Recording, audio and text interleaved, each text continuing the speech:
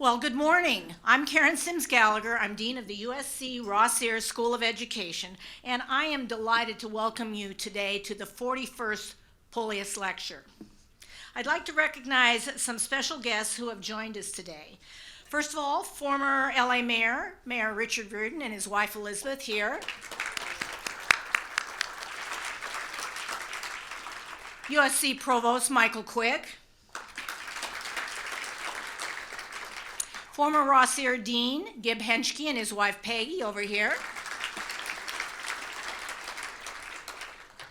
From Rossier's Board of Counselors, Frank Baxter.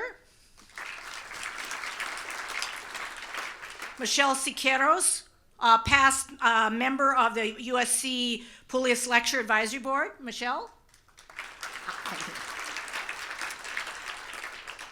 And some of Bill's family are here. So first of all, his brother Paul Tierney, his wife Susan, over here.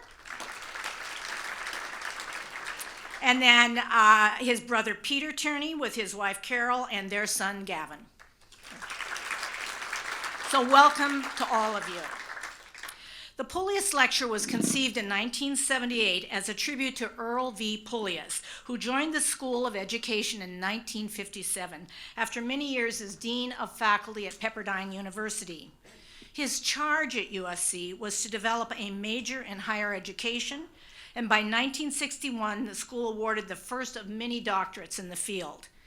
When the Department of Higher Education was created in 1968, Dr. Pullias was named chair. Dr. Pullias was revered by his colleagues and students and was a prolific scholar known for his philosophical writings on teaching and learning at the college level. He also believed that no institution has a greater opportunity to contribute to the upward movement of society than higher education. The work of the Pullias Center certainly embraces that vision. It strives to improve college outcomes for underserved students through research and direct engagement with policymakers and institutional leaders on such critical issues as access, retention, and accountability. Pullias scholars are driven by the same values that form the core of USC Rossier's mission: to prepare leaders to achieve educational equity through practice, research, and policy. So, for example, what do gang-affiliated students in alternative schools know about college affordability and financial aid? Is there a gender gap in community colleges vis-a-vis persistence in STEM fields? And what role can technology play in developing a college-going culture in Title I schools? These are but a few of the questions our faculty have been examining in an effort to promote that upward movement that Dr. Pullias spoke of. The Pullias Lecture also reflects that vision. It brings nationally recognized scholars and leaders to our campus to promote and provoke academic dialogue on important topics in post-secondary education. Past speakers have included university presidents, heads of major foundations, and a U.S. Secretary of Education. This year's Pullias Lecturer is an exceptional scholar, known for his incisive and eloquent work in areas including higher ed governance, access, and equity. Dr. William G. Tierney founded and co-directs the research center that was renamed the USC Pullias Center for Higher Education in 2012, following a generous bequest from the Pullias family estate. Bill Tierney's impact during his 25 years at USC Rossier is immeasurable. He has helped draw many of the field's top researchers to our faculty, and he led the Pullias Center, the only one of its kind in a research school of education, to national and international prominence. You will hear more about Bill and his contributions to education from many others here today, beginning with our provost. Dr. Michael Quick is our provost and senior vice president for academic affairs at the University of Southern California, and the holder of the Shelley and Ofer Nemirovsky Provost Chair. He is also a professor of biological sciences in the Dorn Seif College of Letters, Arts, and Sciences, As the university's second-ranking academic administrator, he oversees Dornsife College, the Keck School of Medicine, and 17 other professional schools, in addition to USC's museums and the divisions of student affairs, libraries, research, and enrollment services. He received his PhD in neuroscience from Emory University. Please help me welcome to the podium Provost Michael Quick.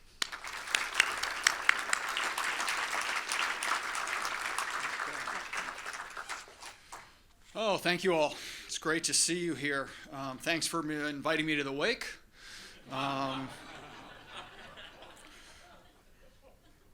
But it is a real honor to be here, and Adriana, thank you for inviting me. I can't think of anything else I would rather do than get a chance to be up here for a few minutes in honor of Bill Tierney and his amazing career.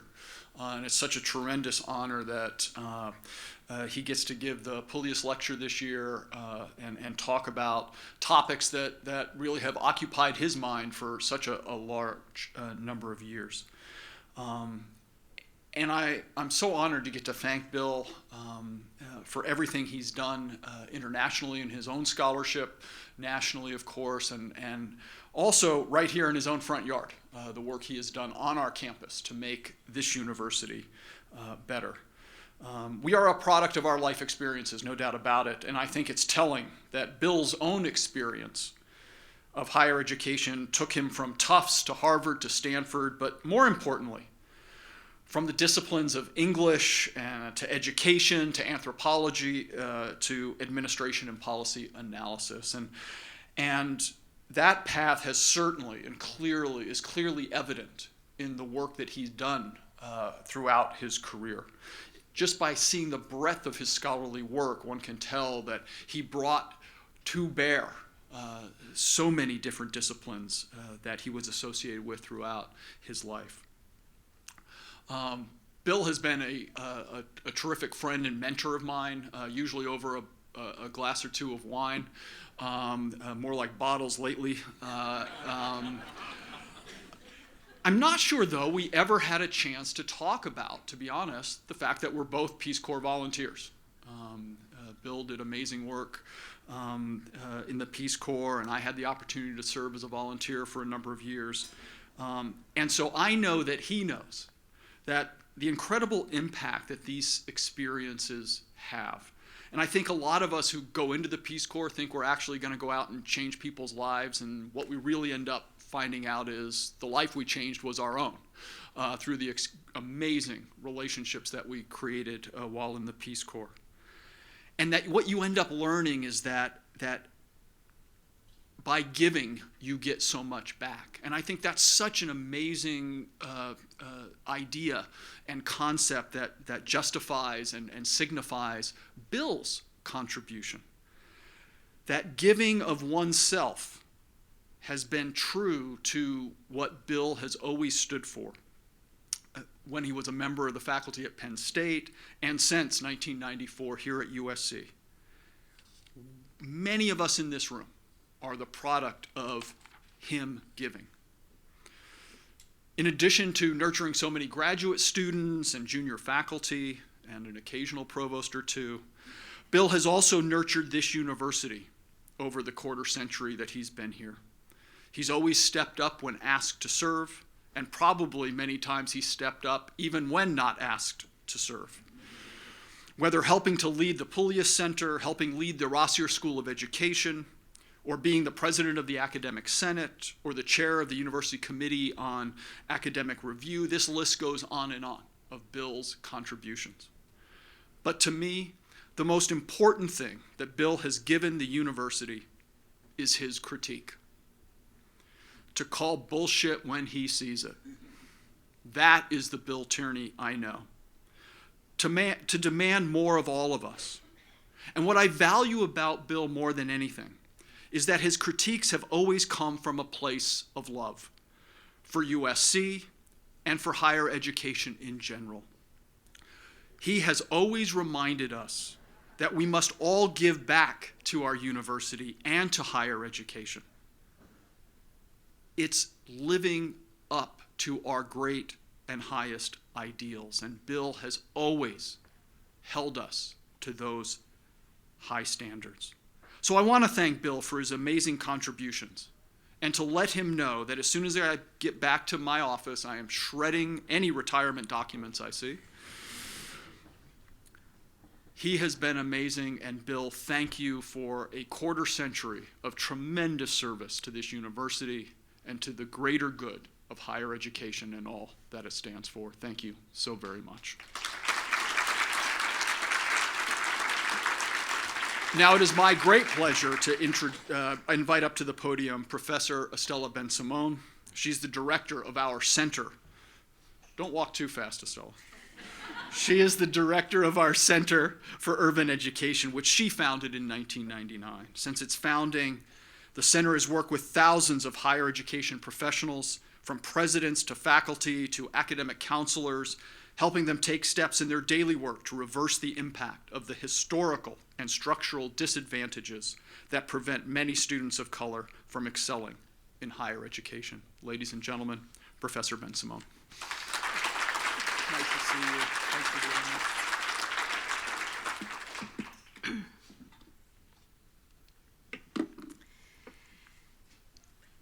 William G. Tierney is a highly decorated academic rebel and self-described outlaw, as you can see in the title of this book, that will serve as the anchor for this introduction. There are many additional ways in which he can be described, as you can see in the word cloud I have prepared, especially for him. I claim sole authorship. Some of you, particularly those of you who have succumbed to universititis, may be asking yourselves, how is it possible that an academic nonconformist such as Bill be the recipient of every single honor that USC reserves for its most brilliant, creative, and accomplished faculty? I know to some it may sound like I'm exaggerating, so just in case you're not aware of the honors he has earned, I will list them briefly. He is a university professor, a designation that is bestowed on faculty based on significant accomplishments in several disciplines. There are just 27 professors who have the title of university professor, and Bill is the only and first professor from the Rossier School of Education to hold this prestigious title. He is the first professor to hold the title of Wilbur Kiefer Professor of Higher Education. He is the first higher education scholar and also the only out gay academic to be elected president of the American Educational Research Association. He has served as president of USC's Academic Senate, and he has received just about all the awards given by the Association for the Study of Higher Education, of which he was also president. He has received not one, not two, but 3 Fulbrights, which is quite unprecedented. He is an elected member of the National Academy of Education and a fellow in the American Education Research Association. Bill's CV is 69 pages long, and it only lists his most significant accomplishments. I have seen it, and it is definitely not 69 pages of frivolous feelings, though maybe some. Bill is a superb mentor. As I was agonizing, and I was really agonizing, this is probably one of the hardest things that I've done, over writing his introduction, I received a gift from the Johns Hopkins University Press, Gina Garcia's new book on Hispanic serving institutions. Leafing through it, I came across Bill's name in the acknowledgments. And I want to share with you what she says there, because it is the best way that I can represent what it means to be mentored by Bill. Gina tells us that while she was a visiting scholar at USC, she met Dr. Tierney. Listen to this. This is typical Bill. She goes on to say that within the first 10 minutes of their conversation, he asked her, and I wish I could imitate Bill's, tone. So do you want to write a book? And she said, yes, she wanted to write a book. But I had no idea of what she says, I had no idea of what she was saying or that Bill was serious. The book is now done. It just came out about last week, I think. And she gives credit to Bill for making her book happen and for it getting published by Johns Hopkins as part of the series that he and Laura Perna co-edit. Bill is a giant in the field of education, and he's mostly known for his books, articles, burning and spicy op-eds, essays, and blogs. But many of his admirers may not be aware that he started a program at USC called Summertime that has supported over 2,000 first-generation college students as they transition to college by offering intensive writing and college knowledge workshops. He also started the I Am Mentoring program, which pairs USC faculty, staff, and graduate students as mentors with local high school students. Over the years, they have assisted hundreds of students in applying to college and for financial aid. Through this program, Bill has also been a mentor to many students who have gone on to college, and maybe some of them are here today. Bill is a very powerful man, very powerful. He can make things happen. He could hoard his power. He could hoard his time, but he does not. Mentorship is much more than just caring. Mentorship that has consequences and is transformative is the use of one's power to enable the success and happiness of others. Bill uses his power for the good of others. Bill is also, as many of you I'm sure know here, a dedicated maker of lists. As an example of the kind of lists Bill makes, take a moment with me and imagine Bill handing you a list and saying, "Here, go and do this." The list would not be very long, and I will help you imagine now what it might include. It will say things like, first, develop a morning routine. And his is to get up at 5 o'clock in the morning, maybe earlier, and read for a couple of hours. Not just read higher education stuff, but read The Nation, The New Yorker, the New York Review of Books, or newly published books about history, politics, and cultural studies. Number 2, write every day. The goal should be at least 5 pages. I'm sure that many of his doctoral students here heard that.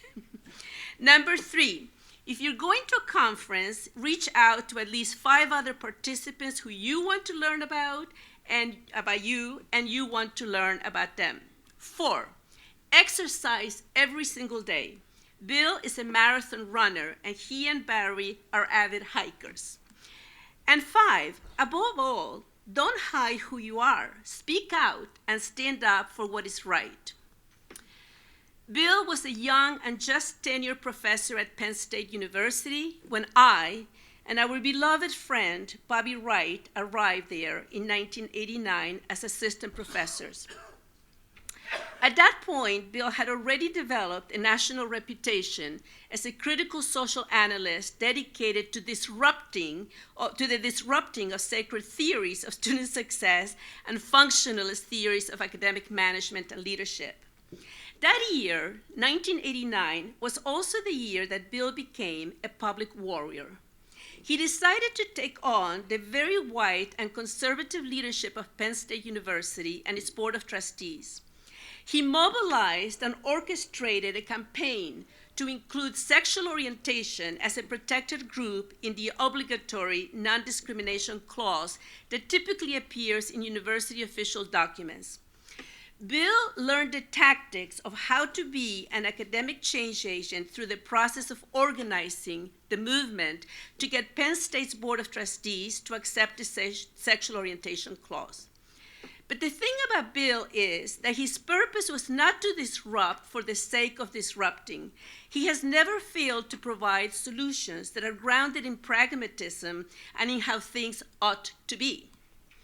Out of the dozens of books Bill has written, I chose to center my introduction on academic outlaws, queer theory, and cultural studies in the academy that was published in 1997 because it is my favorite one of his books and because it holds many meanings for me, and I expect that it also holds great meaning for Bill. Bill has always written in a very personal, conversational, and self-assured style. And Outlaws exemplifies the non-traditional style that Bill uses as his academic voice. The book combines empiricism with fiction and with personal accounts as he recounts the Penn State fight that he led.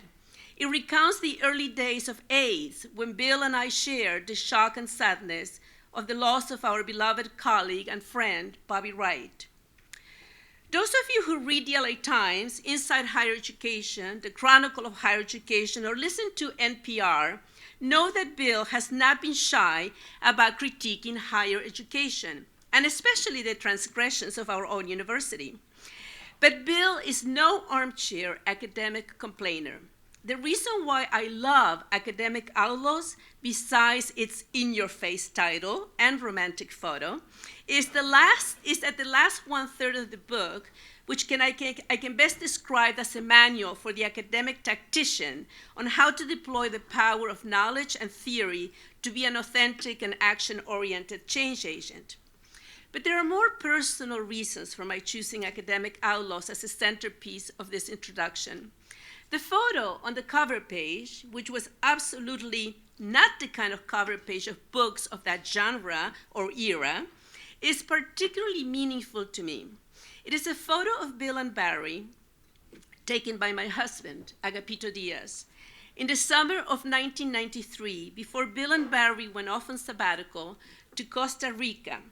The photo was taken in Stockbridge, Massachusetts, as Bill, Barry, Dave Corey, Bill's longtime friend going back to high school, and me were buying provisions to take with us for an outdoor picnic at a concert in Tanglewood. The photo reflects the happiness, security, passion, and love that Bill has been so fortunate to have with Barry for so many years. Indeed, in the dedication to Outlaws, Bill wrote, "For Barry Weiss, without whose love and friendship I would have completed this 6 months sooner." Warriors, outlaws, and transformative leaders have the power to inspire, but they're not always good at building. This was not the case with Bill, the center to which Bill has dedicated more than 20 years of creativity, fundraising, sweat and tears, and which is named in honor of the bequest made by Earl and Pauline Pullias, is now ranked among the top 10 research centers in higher education. Yet, when Bill came to USC, the higher education program was essentially non-existent. If there would have been rankings of higher education programs then, USC's would have been at the very bottom. In coming to USC, Bill seized on the opportunity to build a center that would engage in research and practice to give voice to silenced lives, within and outside the academy. The Pullias Center has attracted millions of dollars from grants makers. It has advanced higher education research on many fronts. It has attracted national and international visitors, and it has housed postdoctoral fellows who have gone on to make their own marks in higher education, among them James Minor, who is somewhere here. As I stand here about to introduce him, it is somewhat dizzying for me to try to capture for you the scope of Bill's work and influence over these many years. And so I will return to what I remember as being the very first description I ever heard about Bill. It was in a note from Ellen Chaffee in which she commented on a paper he wrote in 1987. And she said something to the effect that he was, as usual, being a maverick. And he's still that, a true change agent and an academic warrior.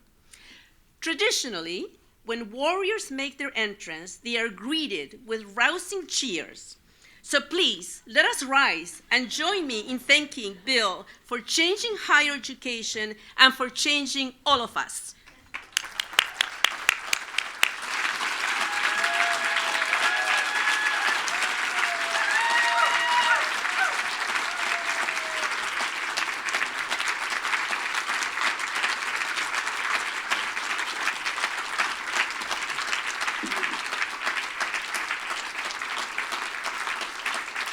Okay. I feel like I should say, let's have lunch. but I've got you here. I could go on and on about thanking so many different people here, so I will do that individually so I can get us moving. And permit me, in this valedictory of sorts, to offer a moment of personal history. My ancestors came from Ireland. I am third generation. To paraphrase President Trump, Ireland at the time did not send its best. If by that we mean college-educated or fluent speakers of English. Ireland had been under the occupation of the English for 7 centuries. Patrick Tierney and his soon-to-be wife, Catherine, left for America in 1848.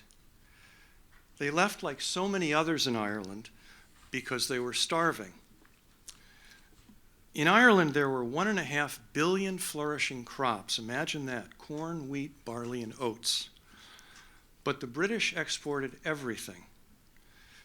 The Irish were left with potatoes, and the blight killed them off. The potato famine. 1 million Irish Catholics starved to death. 2 million left. Another 500,000 died in aptly named coffin ships. More than 25% of the travelers died during the 10-week journey on Patrick and Catherine's ship. The ship was quarantined and then denied entry into New York Harbor. The ship tried to land in Philadelphia and then Baltimore. No Irish luck. Finally, the captain offloaded the surviving passengers illegally near Norfolk, Virginia, by having them wade ashore at night. They arrived in a foreign country having English as a weak second language, with no friends or relations, 400 miles away from their expected destination. Patrick was 18 years old and Catherine was 19. I wonder what it was like to arrive in a country with nothing but wet clothes and a bag that Patrick carried. They arrived with 2 things. First, faith, a product of a Catholic upbringing that a better world awaited them. And second, a belief in liberty. This trip across the ocean was to flee famine, to flee impoverishment, for the belief that there was a country where they could live free. So the Tierneys arrived in 1848. Welcome to America. So when someone says a country does not send its best, I not only find that intellectually repugnant and morally reprehensible, but I also find it personally offensive. 12 years later, Patrick and Catherine appeared in the Virginia 1860 census, with Patrick listed as a laborer. They had 3 children. 2 others died in infancy and are buried in a cemetery in Henrico County near Richmond, Virginia. As the Civil War broke out, we find Patrick saying he could not live in a land where whites treated blacks the way the English treated the Irish. He, Catherine, and the 3 children walked and sometimes rode hay wagons the 400 miles from Richmond to New York. Patrick and one of his sons, John, were stonemasons. They worked on the double-arched stone towers of the Brooklyn Bridge. I was born in New York. My mother, who had pretensions of what we like to say was lace Irish, when we drove over the bridge would say that your ancestors built this bridge, and she was implying that they were the architects. No, they were the fellows who were hanging from the scaffolding, putting stone on top of stone. 27 died. It was good enough to earn a living. In 1883, the largest suspension bridge in the world opened. My father was the first in his family to go to college, first Fordham and then St. John's. My mom also attended Fordham, but the downtown branch, since the main university didn't admit women.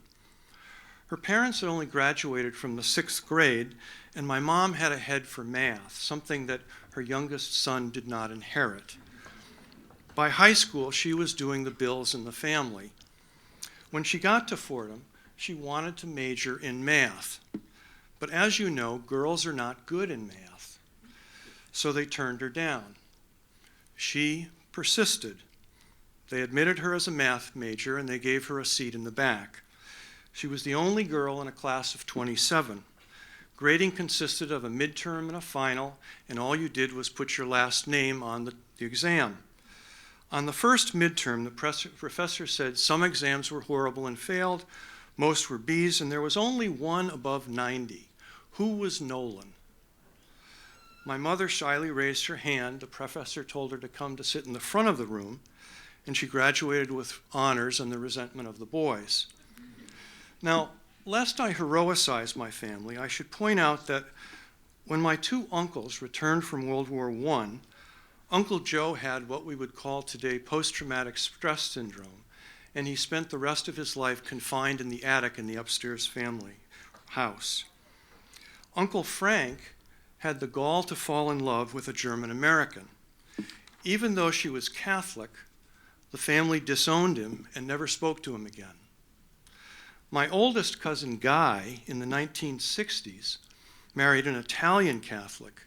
He was not disowned, but no one attended his wedding, and he was no longer invited to family gatherings. You can imagine my parents' joy when they learned that I was in love with a Hungarian who was Jewish and a fella. I raise this personal history as a way to enter into a conversation with you about a book I am writing on higher education for democracy. I don't think all social science research needs to have the investigator reveal their histories, but it's a mistake when we overlook or try to mask our standpoints. Now, this is a photo from 3 years ago when I had a Fulbright in India. Jingmat, our 26-year-old Buddhist philosopher guide, got us to the top of a 17,500-foot mountain range in the Himalayas. We trekked for a week in the Marca Valley. We talked about topics big and small. I got to asking Jingmat every morning as we started trekking after breakfast, Jingmat, what is the meaning of life? He eventually warmed up to American irony from a professor, and he would say, William, this is the meaning of life. A road. We take a journey that we cannot control, but we can influence. I thought a great deal on that trek about the future. I realized I wanted to move on at some point and not become old Bill. This is the elevator in the Wade Phillips Hall I've used for 25 years. I didn't want to be the guy who got off the elevator and those who were still on the elevator would say, that's old Bill. He used to write a lot. I decided I wanted to work a few more years and have fun doing it, intellectual fun. I mostly stopped writing articles. I pretty much stopped going to meetings. I decided to do 4 fun things. Sunil Kalori and I, soon to be Dr. Kalori, arrived at the same conclusion about ideas pertaining to cultural and social capital. However helpful Pierre Bourdieu's work was, it left us at an intellectual dead end in a cultural straitjacket with no agency. We did a directed reading on relational sociology. Then we taught a seminar. Then we put together a marvelous collection of authors for a book that is in press. If you want to have fun, work with someone who's smarter than you, has boundless energy, a way with words, and is as intellectually curious as you. Michael Lanford, a postdoctoral scholar in the Pullias Center and en route to a faculty position, and I have been writing about innovation in higher education for the last half-decade. We agree that higher education has to change, has to be more innovative. But what most of what we read when authors make that claim is to trash everything. Tenure has to go, shared governance has to go, academic freedom is irrelevant. We don't believe that. We traded ideas for 18 months and have a book coming out on what we're calling mindful innovation. Fun task number 2 is to co-author a book with a Renaissance man who is likely to make a reference to Messiaen or Stravinsky that has me scurrying to Google to find out what the hell he meant. And the book is stronger because we wrote it together. Now, I'm not sure if you know Peter Singer. He's an animal rights philosopher at Princeton. A few years ago, he wrote this book of short, provocative essays on philosophy. Each one made me think. He didn't really care that I was convinced. He wanted to enter into a dialogue with me. And I thought that we needed a book like this in higher education. A year ago, I spent 3 days a week for a semester writing 5-page essays on all sorts of topics, big and small. Then I rewrote them. Then I sent them to an editor with a PhD in English who is half my age, with twice my writing skills, brutal editing. And it's ended in a better book that is out the door to the publisher. A third form of fun is writing by yourself, puzzling out what you think and how to say it. Now, I could use my time here today to go over my greatest hits, but I'd rather not look back and instead look forward to what I have been involved in researching and have just started writing. Think of this as a qualifying exam, and you're the committee, a large one at that. Now, when I came home from India, something happened which gave rise to the need for this book. The election of Donald Trump forced me to think about not only what my reaction should be, but what about the university? I have been impressed by the actions of the news media. Outlets like the New York Times seem to be trying to separate fact from alternative facts and to fight against public figures who claim that truth isn't truth. I am less comfortable with our universities. I know that individuals, and some in this room, have done marvelous work. As institutions, universities, however, I don't think have been so great. Universities are not neutral grounds. We have the potential and the responsibility to foment democracy. We need to place our universities in a larger environment rather than assume that they are self-encapsulated. These attacks on democracy are not just happening here, but throughout the world. We are in the midst of a democratic recession. My project focuses on 3 cities: Los Angeles, New Delhi, and Hong Kong. I had a visiting fellowship at the University of Hong Kong for 3 years and returned there in the fall for a month. I had a Fulbright in India for a year and then just came back last week on a very long plane ride. Now, since World War II, the United States has arguably built the most effective system of higher education in the world, and California, with its master plan, has stood as the exemplar for public support of universal access. Los Angeles is the epicenter of many of the problems and challenges we face. The combination of privatization, declining state financing of higher ed, the casualization of academic labor has created questions about higher education's purpose and how do we make it work. With 1.2 billion people, India is the world's largest democracy. India's higher education system is beset by challenges over funding, regulation, and lack of opportunity for its poorest citizens. India's reservation system, similar to affirmative action, rapid increase in privatization, corruption, and intrusion on campus activities has raised significant questions about the purpose of higher education. Hong Kong has Asia's best universities and a tradition of research excellence. The grassroots movement, Occupy Central, demanded greater democratic participation for the island. The movement was started by university professors and carried out by students. Hong Kong's current relationship with China is complicated by its colonial past, and the role of the universities in shaping public opinion has become a point of conversation. Now, you might think that Delhi's size makes it so different from Hong Kong, or that Los Angeles has nothing in common with either city, so comparisons are impossible. But all 3 cities have histories of democratic engagement. There are shared assumptions about what is expected of higher education. Education has been seen as a liberalizing force and a route out of poverty. Now, I'm going to save the 100 pages of data from the city, so we're not here until dinner, just lunch. But I'll give you a taste of what I'm thinking and why I'm thinking about universities in a particular fashion. My guiding assumption is that the forces of globalization and neoliberalism have raised significant questions about the nature of higher education. Now, let me offer just 2 paragraphs on how to think about globalization and then neoliberalism.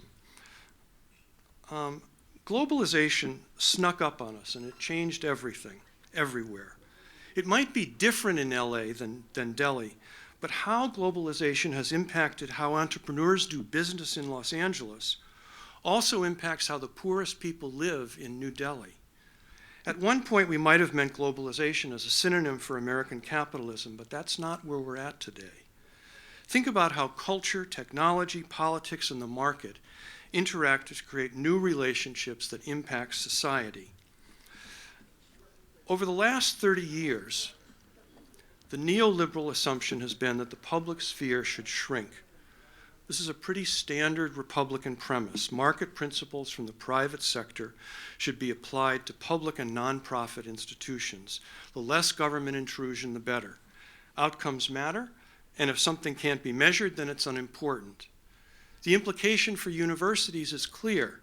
The worth of a poem cannot be monetized, so it is less value. The value of a student meeting with a professor after class to engage in thoughtful discussions about an issue raised in class can't be precisely calculated. Because these activities cannot be measured, the fear is that they are of little worth. The involvement of a faculty member in the governance of the institution is a waste of time when compared to the colleague who generates external grants. Faculty have to be assessed. Part-time faculty are cheaper than full-time. Why not outsource all work that can be done more cheaply? What are the implications for the university now that we are in such an environment of globalization and neoliberalism? I think we are facing 3 crises. Based on my work in Los Angeles, Delhi, and Hong Kong, I've come to see that what I'm calling these are crises of identity. And what they are is hegemony, legitimacy, and autonomy. And I'll speak briefly on these. These are crises to me that go to the heart and the purpose of academic life. And I'm arguing that those of us in colleges and universities need to focus on a scholarship and pedagogy of commitment, rather than try to remove ourselves from society or portray the university as a fortress immune from the pedestrian concerns of academic life. My effort here is to get our universities to be centrally concerned with advancing democracy. I'm trying to theorize the university in a manner that moves us away from a false neutrality of disinterestedness. The university helped build the modern nation state. We trained elites and an increasingly broad middle class. The university made the case for the democratic project. The faculty in Hong Kong, for example, played a central role in putting forward a modern conception of Hong Kong. Hong Kong was one of the first global cities in Asia. In August of 1947, Nehru gave his thrilling independence speech for the world's newest democracy, and I really encourage you to listen to it on YouTube. It really is something. Part of what he says is, long years ago, we made a tryst with destiny, and now the time comes when we shall redeem our pledge. At the stroke of the midnight hour when the world sleeps, India will awake to life and freedom. At the birth of independent India, Nehru wanted universities to educate the mass of society and achieve scientific excellence, none more so than those universities in the nation's young capital of New Delhi. A century ago, a stance of disinterestedness enabled the university to comment on the social mores of society and, through a belief in objective research, bring about change. The democratic state encouraged universities to have an objective distance from society in order to analyze and improve that society. However, that distance and disinterestedness, in my mind, is no longer sufficient in a world where we are facing a democratic recession. Max Weber's famous adage that intellectuals need to put forward and ethics of responsibility walked a fine line between objective science and delineating the implications of a decision. Weber never anticipated the implications of a neoliberal global environment where news and information is instantaneous. Today, an ethics of responsibility has to take into account the rise of the populist movement and how individuals disseminate information. What might we do to restore the university's voice and in turn reverse the democratic recession? Now, the first crisis pertains to its intellectual role. The university once had intellectual hegemony. And by hegemony, I mean universities had the ability to define knowledge. Throughout the 20th century, the battle about higher education had to do with the production of high culture and the meaning of science. The university was the arbiter of knowledge. Many of us came to critique that because of its racist, sexist, or biases. And those who were positivists and trained in science, however, went about their work. Those of us from a postmodern perspective critiqued that stance. But we did it from the comfortable stance of a tenured faculty in universities. From either ideological persuasion, most faculty were tenured and free to go about their work without threat of losing their jobs. Eventually, what occurred, however, was what I'm calling a crisis of hegemony. Universities used to be the arbiter of knowledge, and they communicated that they no longer were able to define knowledge. And now we have a neoliberal framework of globalization which has its own problems with objectified expertise. All of a sudden, we have others making claims to knowledge. We use our own facts, said Kellyanne Conway. The second crisis pertains to how the larger society views the purpose of the university. Until the middle of the last century, the purpose of academic life was to create new knowledge and to train students. Training, however, was not vocational. Faculty did research and taught students. Regardless of discipline, they were trying to understand different phenomena and to train students to think. Faculty and their administrations assumed that if they trained students how to think, they would be better prepared to take up positions in society and contribute to society. The view of society until recently has as a central role involvement in democracy. Horace Mann said that in 1820, with common schools, Abraham Lincoln affirmed that with the creation of land-grant colleges during the Civil War. We did it again with the GI Bill. The assumption was that a literate person with reasonable scientific reasoning would be a benefit to society. Sure, individuals benefited because they found employment, but that was assumed. Post-World War II had a surfeit of jobs. Until the late 20th century, however, we did not think of universities as vocational centers. As the larger environment shifted, so has the purpose of the university. Citizens, governments, and students increasingly view higher education as a transport vehicle for jobs. If a university does not train students for gainful employment, the thinking goes, the university has failed. Such a shift has created the second crisis in higher education. When the university's raison d'etre shifts from what it has largely held for centuries to a vocational purpose, then the institution is facing a crisis of legitimacy. Now, this last point has to do with autonomy. The metaphor of the university as ivy covered painted a picture of a cloistered community removed from society. Shared governance suggested self-governance without interference from the state or other entities. Professors were the arbiters of knowledge. The problem was the contradiction between the demand for autonomy and the growing pressure to hold universities to the same criteria of efficiency and efficiency and productivity that private enterprise faces. Now, my point is not that universities are the villains or enemies of capitalism. The rise and strength of American universities came about during the capitalist eras of the 19th and 20th centuries. Markets help in certain areas for universities to capitalize on investments and seek new ways to undertake activities. Surely technology has enabled all organizations, not just universities, to be more efficient.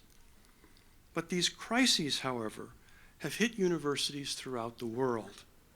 The result across geographic areas is that our post-secondary sector is ill-equipped to handle attacks on democracy. Now, you're not going to be able to see this slide very well, but I can send it to you because it's a pretty darn important one. We tend to have historical amnesia when we think about democracy, as if it's a system that has been firmly established and implemented throughout the world for a long period of time. We think the world is moving, perhaps inexorably, toward greater freedoms and more democracies. And by democracy, I mean a system in which all citizens are able to choose and replace their leaders in regular, fair, and meaningful elections.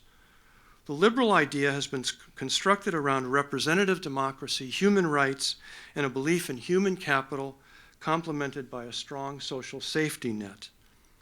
But in 1974, only about 30% of the world's independent states met the criteria for electoral democracy, less than 50 countries around the world. Democracy then had an incredible 30-year growth spurt, which perhaps accounts for our amnesia. Now we have the opposite, and sometimes we fool ourselves that when democracy is overthrown, it's a military coup, and that's not the case. Occasionally it is.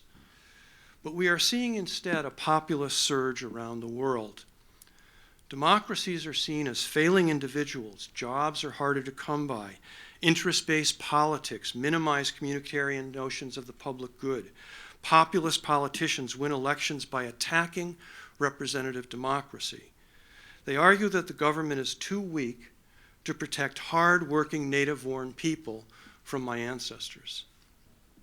The borders of a country have become rallying cries to keep immigrants out and to suggest that foreign lands are dangerous areas marked by terrorism. Established democracies are giving way to illiberal forces driven by popular passions because of the economic forces resulting from globalization and neoliberalism. Populist leaders develop a cult of personality. From the left and the right, Huey Long, Father Coughlin, George Wallace, our current president. Mr. Trump's statement at the Republican convention fits this version of populism. The populist leader can solve problems no one else can. We use our own facts to solve those problems. Modern democracy functions by way of liberal institutions, the legislature, the judiciary, a free press, and academe. These institutions serve as a check for those in power. The populace sees these sorts of institutions as roadblocks, as impediments. We need universities to develop a language of community that celebrates commonalities and honors differences. We need a respect for democratic agencies that put forward opinions that force us to question authority, but maintain respect for the integrity of the process. We need a language of public life that starts with the recognition of deep differences among us and builds faith in meaningful communication across lines of difference. We need the ability to comment on flaws in our systems without assuming everyone must agree on that. If we disagree, the end is war. We need to build what I said long ago as communities of difference. James Baldwin made the clearest rules for engagement when he said, "We can disagree and still love each other unless your disagreement is rooted in my oppression and denial of humanity and right to exist." Baldwin is arguing here for a larger arena where disagreements might occur. We have room to debate climate change, for example, and by way of facts, we can defeat arguments that are spurious and ill-informed. Where we have to draw the line are those arguments that always have been with us, but now have taken a more public turn with the rise of social media and a particular strain of populism. Holocaust deniers always have been a microcosm of and a fringe element. Unfortunately, in the 21st century, the intellectual progeny of these individuals are able to generate a sizable following on numerous topics. Barack Obama wasn't born in the United States. He's a closeted Muslim. The children at Sandy Hook were not shot dead. The events didn't happen. Hillary Clinton read a pedophile ring right out of the basement of a pizza parlor. These are the sorts of issues that I'm not interested in allowing on our campuses in the mistaken idea that this is free speech and academic freedom. Academics need to be able to point out to what a good or a better society entails, and then discuss what that means for active citizenship in a democracy. We need to make the case outside the university to the broad public, and within it to our students and ourselves. Intellectuals in our nation's universities should represent the conscience of society. We shape the conditions under which future generations learn about themselves and their relation to others in the outside world. We are engaged in pedagogical practices that by their very nature are moral and political, rather than simply cost-effective and technical. Recognize the dualism we are involved in as academics. We engage the larger community with the challenges that confront society. We do not have the answers. We work with the university in trying to unsettle and equip students with the skills not simply to gain a job, but to become critical intellectuals. We speak not because we have the answers, but because we do not have the answers.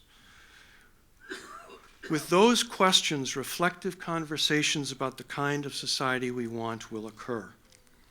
And from this, we build a better society. We reignite democracy's flame. This is the obligation of the intellectual, and it requires humility and courage. Now, I could go on and on. I am an academic, after all. But I'm going to pause here. I leave soon for an extended trip to Italy, where I have a few nice fellowships that will let me write. I'm sure Barry and I will have our fill of remarkable food and walk off the calories in the Dolomites. However, I will have a draft done, or I better have a draft done of this book in December as I formally head out the door of USC. Now, I would be remiss if I ended here and didn't comment on the recent challenges that USC has faced. Permit me to offer 3 final points about this past year, which actually are not about this past year. Point 1. A few years after I arrived at SC, a reporter for the LA Times called and asked me to comment on a scandal in the athletic department. I gave him a quote, and he asked if he should speak with anyone else, and I suggested a friend of mine who was vice president for academic affairs. I called Michael as a heads up and said, just to let you know, someone from the Times is going to call. And Michael went crazy. He said, have you cleared this with the president's office? Did you get the okay to speak to the Times? You just can't do that. He said, the provost is going to be really angry at you. Barely here 2 years, and I already had messed up. So I called the provost, told him what I had done, and I said, Michael says that I'm in trouble. And Lloyd laughed and he said, nope, you have academic freedom. You can say whatever you want. Do you want to know what I said? I asked. He said, nope, I look forward to reading it in the LA Times tomorrow. And he hung up. At that moment, I felt very proud to be a faculty member. Very proud to be a faculty member at USC. I hope you use your voice, that you don't stifle it, that you speak your mind. Point 2. About a decade later, President Sample called me into his office and said he wanted me to chair a very small committee. It had something to do with some celebration we were going to do, and it was important. He said I could structure the events however I wanted. I had complete authority. Go for it. I invited a keynote speaker, And I left a note with President Sample about who I invited as an FYI. The president's office called me back the next day and said the president couldn't have that speaker. I needed to find someone else.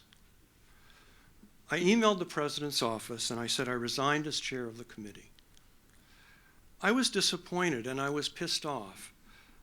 I had a great relationship with the president and I respected him, but I guess I was wrong. Either I'm given leeway, the way he said, or I'm just a party planner. It was April and we saw one another at this or that event and we shook hands and we averted eyes. And I was bummed out. In June, I got a handwritten letter sent to my home. It was still when we wrote letters and sent them to your home. Dear Bill, he wrote, I should have called you. I made a mistake and I apologize. I don't want to make this as an excuse, but you know how busy I am at the end of the school year.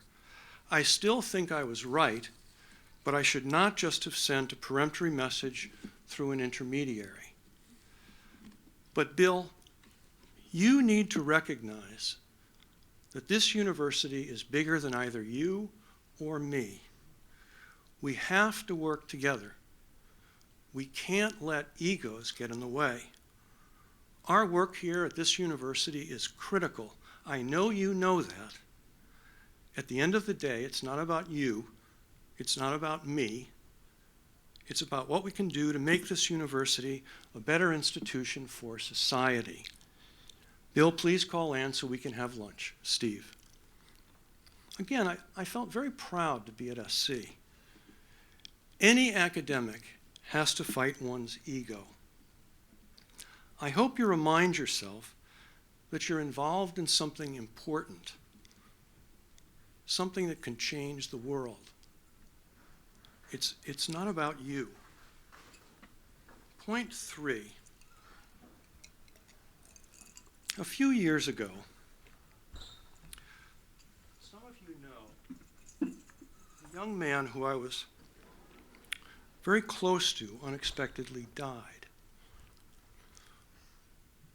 Berhane Azage was the smartest person I ever met. He had a smile that lit up a room and an intellect really that dwarfed mine. He was my mentee at Manual Arts and then a friend. He zoomed through Stanford and on to a successful career.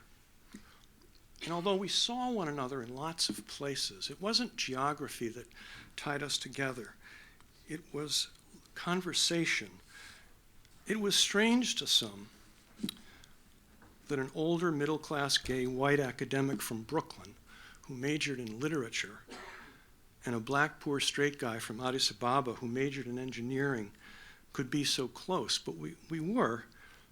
We challenged each other to think about the meaning of life, I think, and he really made me a better man. He died on a Saturday night, and when I sat with the family all through Sunday, I really couldn't speak. I was in so much grief. I knew, however, that when I got to school on Monday, I had to speak with Zoe. I knew you could not make it better. Who could? But I knew you'd understand. What's strange is when a tragedy happens, you still have to function, you still have to do stuff. I knew whatever Monica told me to do, sign this, go to that meeting, go here, go there, that I could trust you implicitly. We have gone through so much that at the lowest point in my life, I felt so fortunate that we worked together. This happened during those 2 minutes that I was associate dean and I chaired that day some sort of meeting. No jokes that day. We finished early. And I breezed through the agenda, and Kristen asked if you could talk with me. And we got to my office, and before the door was closed, whew, a flood, because you were here at the start. You understood what Brahane meant. You know, I often say that one of the fun things that I've done is to get to know people across campus that I haven't stayed cooped up in the building. Sometimes, however, you find the funnest people, the best people, just a floor away. As Associate Dean, I worked with Michael Chung. You sent me a Bible verse. In tragic times, all moments are heartbreaking. You have to figure out how to get through every time. And driving home was horrible. I couldn't listen to music, but the silence was overwhelming. And I said that Bible verse like a mantra, over and over and over. You got me home. I say all this because years from now, or decades from now, when you're on this side of the podium, I hope you remember that however nice this or that prize is, that you got this accolade or that grant or this person said something nice, that what really counts is the interactions and relationships that we create, foster, and nourish. So there you have it. We've gone from 1848 to today. I sometimes wonder what Patrick Tierney would think of all of this if he were standing here listening. You want to know what I think, do you? All that democracy stuff is fine enough. Catherine and I came here not just for a better life.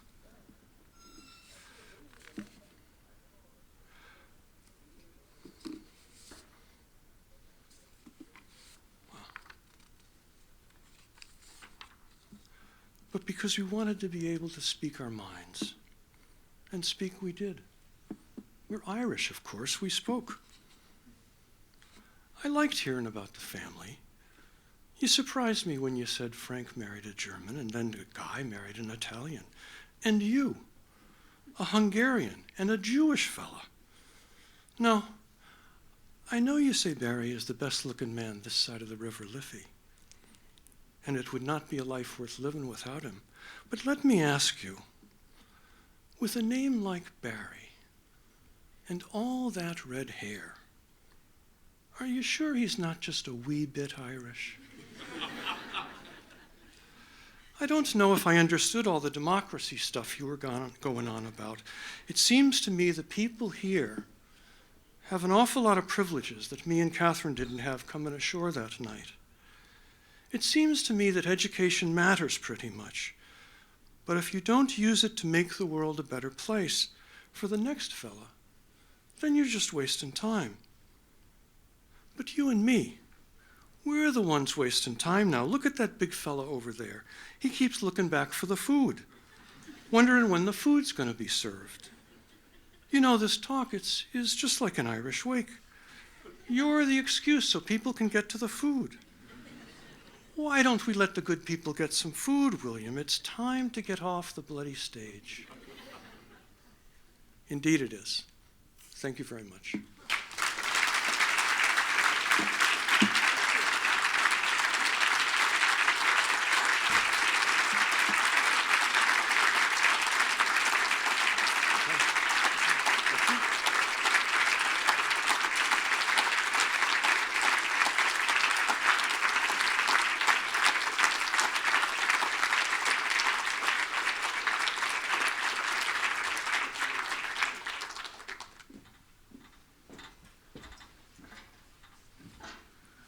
All right, with that warning about the food, I'm not going to take very much time here. But I did want to thank everyone for coming here to celebrate and honor Bill. This is such a wonderful turnout, and we're so grateful to have you here. And second, I wanted to thank Karen and Michael and Estella for their wonderful introductions. That was fantastic. And Bill, you got to look at me. I want to thank you for giving such a, I would call it meaningful talk.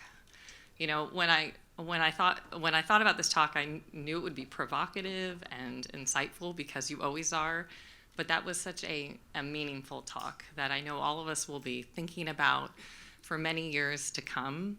And I can't wait to read the book, the many books. I have the selection of all the many Bill Tierney books that I read and get so much out of. So thank you for that opportunity. But before we move into lunch, I also wanted to just say a few words to Bill, just a few, and a little bit about the future of the Pullias Center. And as you can see from the introductions and the talk, I have huge shoes to fill. Bill's contributions, as you heard, to USC, to Rossier, and to the field of higher education are beyond comparison. He's created a really lasting legacy that will shape future scholars and students and leaders worldwide. And the large audience here today that flew from all over the country is a testament to his impact. A highlight of my career has been co-directing the center with Bill. Thank you very much, Bill, for the time we've gotten to share together. And I'm really humbled and excited about assuming the role of sole director of the Pullias Center and to lead what we have as an amazing team of scholars that includes Tatiana Melgizo, Zoe Corwin, who you've heard about, Julie Pasalt, John Slaughter, Darnell Cole, and Shafika Ahmadi, plus an amazing team of postdocs and graduate students. And we're really excited that Adrian Huerta has joined us as a new faculty member starting this fall. So our team is growing. His research on men of color is important and really needed. And I also want to mention that we're really proud of Julie Pasalt, who just received tenure and who has received both the ASH and AERA Early Career Awards for her important work on equity, focused on admissions and graduate education. So clearly, with these individuals, the center's future is looking very bright. Moving forward, we're going to expand on all of our really important prior work that has defined the center, including a focus on student access and success among first-generation, low-income, and racially minoritized students that has so long marked the important work of the center. We're also going to continue to focus on scalable and innovative solutions, and Bill brought that up in his talk as one of the things he's long thought about, and continue to have a really strong research practitioner policy focus, and to do systemic work that looks at the national, state, and local levels. And given our location, we're going to continue to make California and Los Angeles a special focus of our work. As we move forward, I plan to take the center in just a few new directions that are aimed at transformational and scaled changes for student success in 3 areas that I think are really underlooked at in higher education, looking at more of the core of teaching and learning, leadership, and technology. And so one example will demonstrate some of our new area of focus that really builds on work that we're doing. So we're going to extend our work, as I mentioned, on teaching and learning. And we pioneered this work through the Delphi project on the changing faculty and student success, which has helped to build a more supportive classroom environment for students from diverse backgrounds by really supporting adjunct, as Bill was mentioning in his talk, faculty that have grown in such large numbers in higher education. Also, our work on remediation and introductory math under the leadership of Tatiana Melgizo has showcased how learning spaces matter very deeply to student success and shape equity in profound ways. And lastly, Julie Pasalt and I both identify ways to improve STEM education learning contexts, and Julie is also positively transforming graduate education. And in order to enhance our systemic work in this area, we're going to bring in new research affiliates that are going to work with us both on the national and state levels. And these national leaders will help us to increase our connections with policy and practice and help us to work systemically, taking our work out to campuses through and to networks and to policymakers. We're pleased to announce that Laurel Espinoza, who's with the American Council on Education, has agreed to already join us, and we have several other research affiliates that will be joining us in the next few months. We also want to strengthen our ties to our existing research associates and alumni. So after a 25-plus year history, we now have hundreds of alumni and scholars who are leaders in higher education, many of whom are here today. So we look forward to connecting the Pullias Center in ways that enhance our collective work. So we will be reaching out to many of you to develop and strengthen our connections. So we look forward to that collaborative work and publications. And to support these collaborations I've been talking about, we're working to endow the William G. Tierney Futures Convening. And this legacy endowment gift will fund an annual convening to talk about the future trends in higher education. Bill has had, as you've heard, a significant impact on higher education as a result of all of his real forward thinking about incredible issues that the enterprise needs to grapple with. And he did it way before anybody was thinking about these issues. When he was thinking about college access that we now all talk about all the time, nobody else was doing this work.